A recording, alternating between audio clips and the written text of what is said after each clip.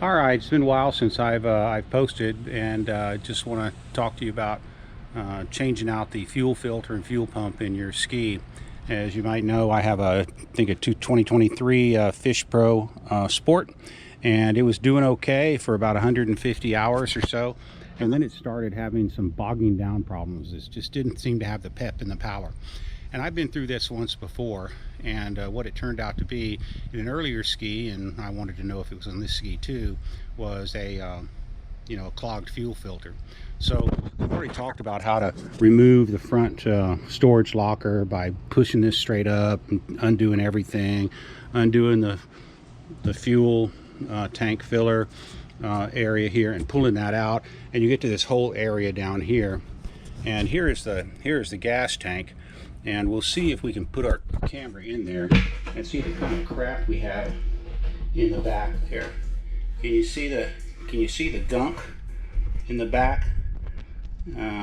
What happens is I pulled out my fuel sending unit and the fuel pump, which is this thing right here.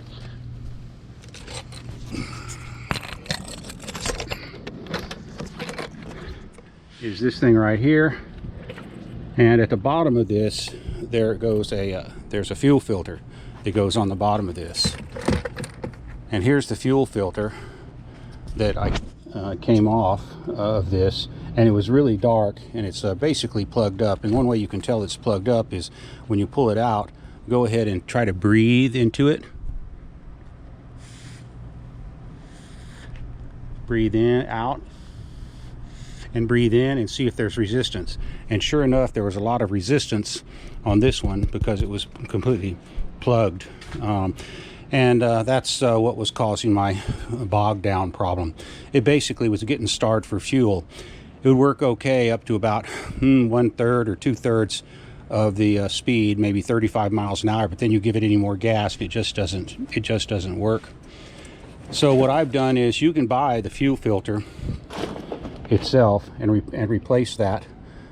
But I've been through this before where I did that once and there was something wrong with the pump, and so I've just opted to go ahead and replace the entire unit because it's just so much a pain in the behind to get everything taken care of. So I just went ahead and paid the cost for a completely brand new pump. Now my understanding is the older 2019 FishPros have two filters on them. One is this one, but there's also an internal filter. I do not know if the 2023s and beyond have these dual filters. The reason I say this is because on an earlier one, I replaced this filter, but the filter internal was still clogged up, and there's no way, my understanding, there is to replace that. But anyway, here's this fuel filter, and if you breathe in and breathe out on that one, it's very much easier airflow than it is on this one here. One of the things that happens with these fuels sometimes is they get a biofilm in them that builds up, kind of like a biological entity, that bacteria or something just loves gasoline, and so that clogs up your fuel filter also. That might have happened with this one because I still always store my ski inside. Maybe it wasn't conditioned right, or maybe the gas was old, or I don't know. But also what I think is that when I travel so much on the Texas Gulf Coast, that gunk on the inside of the gas tank, I believe, is actually a dust that's filtered down into the gas while you're filling it, in addition to just maybe some gas that had some particulate matter in it or something. So what we're going to have to do is I'm going to clean out all of those, all of that fuel crud in there. Let's see if I can get a better shot. There you go. There you go. You see all that gunk? Looks like a fine sediment. And what happens is, as you travel with your ski, it bounces around, and when you fill up, it moves around and it goes down into the fuel filter area, which is right there is where this fuel module goes, and then it picks up in the fuel filter.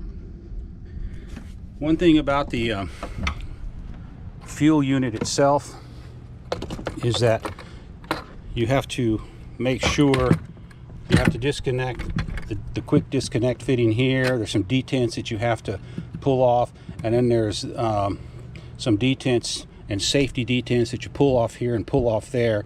And then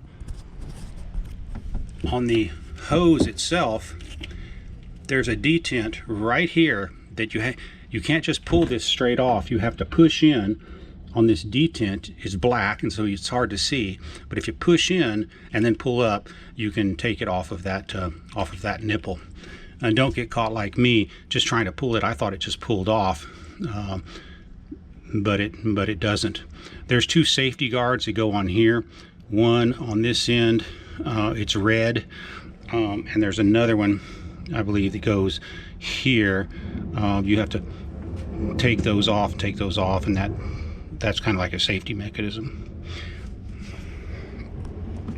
There's also a safety mechanism on this too that's really a bear, and I guess if you don't know how to do it, and I probably forgot how to do it even since I did it just an hour ago, to get the these electronics off. My recollection is you have to get this tab right here. You have to push down on that and pull it off. There's also these gray things that seem new on these skis.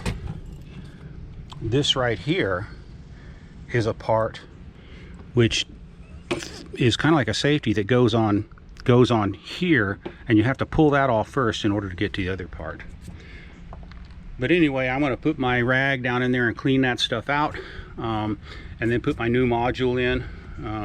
One thing you have to be careful about when you bring the module out is the fuel level gauge is on an arm, and don't pull and let it get hung up. You have to tilt it back and kind of jigger it to get the whole thing out, or else you'll bend that arm and make problems. So anyway, that's what I'm doing this summer. It's worked once before on my other ski. I think it'll work on this one too. I'm really looking forward to getting it out and giving it the go and see if it's got a lot more pep.